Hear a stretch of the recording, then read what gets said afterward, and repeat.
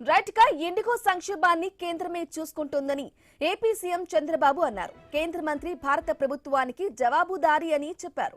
తమ పర్యవేక్షణలో ఏం లేదన్నారు.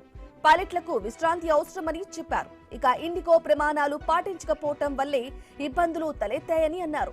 విమానాలు రద్దు కావటం గందరగోళానికి దారితీసిందని తెలిపారు.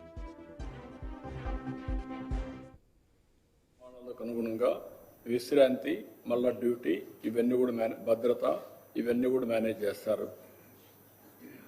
అయితే ఇక్కడ ప్రస్తుతం పనిచేస్తున్న సిబ్బందికి ఎక్కువ విశ్రాంతి ఇచ్చినప్పుడే అదే సర్వీస్ నడపడానికి ఎక్కువ సిబ్బందిని నియమించుకోవాలి. అది ఇండిగో చేయలేకపోయారు. ఇండిగో 65% వాళ్ళవే ఫ్లైట్స్ వచ్చాయి. దీనివల్ల తక్కువ ఖర్చుతో తక్కువ సిబ్బందితో నడిచే సంస్థగా వాళ్ళు ముందుకెళ్ళిపోయారు.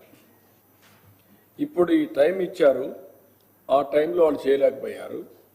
డిసెంబర్ 4న 550 విమానాలు, డిసెంబర్ 5న 1600 విమానాలు రెండు రద్దు అయిపోయినాయి. 4, 5కు 2 రోజులకే. దీంతో రోస్టర్ని సరిగా మేనేజ్ చేయకుండా పోవడం, ఒకటి రియాక్షన్స్ రావడం, చైన్ ఆఫ్ రియాక్షన్స్ రావడం, దీనివల్ల పబ్లిక్ కూడా చాలా ఇబ్బంది పడే పరిస్థితి వచ్చారు. కడాను వాళ్ళు క్షమాపణ చెప్పి డబ్బులు కూడా తిరిగి పే చేశారు, కానీ ఇన్కన్వీనియన్స్ మాత్రం విపరీతంగా జరిగే పరిస్థితి వచ్చింది. అదే మరిగా ఈరోజు ఎన్డీటీఎల్ నిబంధనల ప్రకారం ఇండిగో సంస్థ మరొక టైం కూడా ఇచ్చారు. దీంతో 1-2 రోజుల్లో ఇంప్రూవ్ అవుతుందని చెప్పి ఒక అసెస్మెంట్కి వచ్చారు.